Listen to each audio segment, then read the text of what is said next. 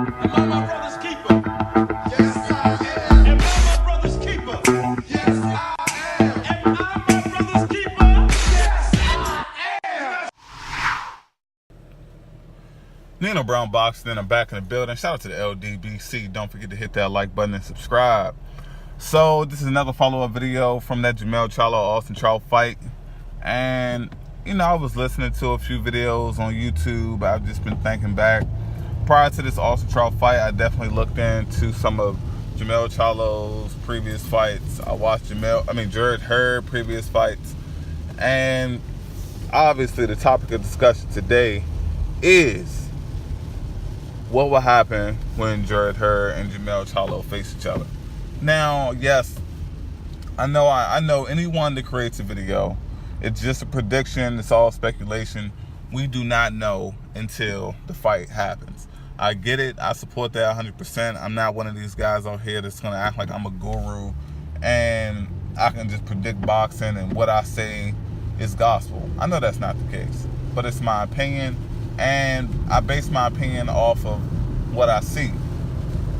Now, I like Jermell Charlo a lot. I like Jarrett Hurd a lot. I don't have a number one favorite when it comes to that junior middleweight division. Like compared to the welterweight division, my number one favorite is Errol Spence. Now, the only difference when this situation is, like when it comes to movies, sports, whatever the case may be, traditionally, I like to root for the underdog. And not necessarily the underdog when it comes to skill, ability, heart, but when it comes to the fan favorite, most of the time, I like to root against the underdog.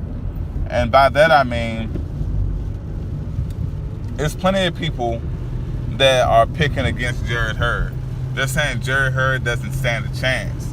And to me, it's annoying for the simple fact, if they were saying this prior to the Tony Harrison fight, I wouldn't even be able to get on that bandwagon for the simple fact, experience. Guys like Floyd Mayweather have shown that experience is a big thing, in boxing. Now, I'm not comparing Jermell Charlo, I'm not comparing Jarrett Hurd to Floyd Mayweather because the boxing skills are on two completely different levels. But along with experience, you have heart. You got a will to win. And I believe these guys have an equal amount of heart. I believe Jermell and Jarrett Hurd have an equal amount of will to win. But some people like to point out that Jarrett Hurd has less skill. Now, I've seen it on numerous occasions where you have an extremely skilled fighter that looks less skilled because he's facing extremely skilled competition. Now, we don't know how skilled Jermell Charlo would have looked against Erislandy Lara. We don't know how skilled Jermell Charlo would have looked against Tony Harrison. People try to say like Tony Harrison is a middle of the road guy. Yes, he's like that because he doesn't have a chin. If Tony Harrison had a chin, with his skill and boxing ability, he would definitely be a top 154 pounder. With that being said, Tony Harrison is extremely skilled. Was Jarrett Hurd losing that fight to Tony Harrison before he stopped him? Absolutely. But it seems like a lot of people tend to forget that Jermell Charlo, for one, he doesn't have the level of competition that Jarrett Hurd has. Two, he just went to even though it was a bullshit car. I understand that majority decision was a bullshit car. It should have been a unanimous decision. So just for the sake of this video, I'm going to say Jermell Charlo went to a unanimous decision against Austin Trout, someone that Jarrett Hurd stopped. Now you will have people that would say something like, well, you shouldn't do triangle theories. And I get that. But boxing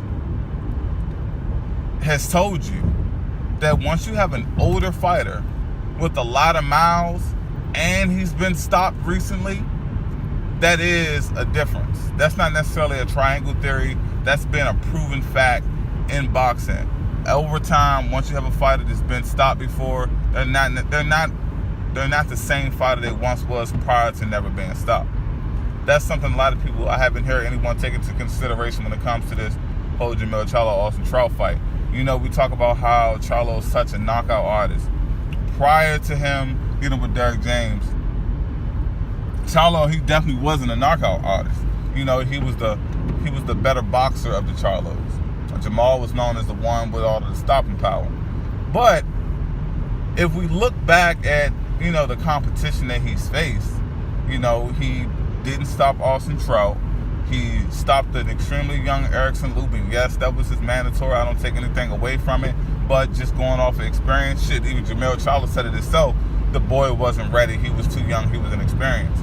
Then prior to that, it was Charles Hadley. I didn't.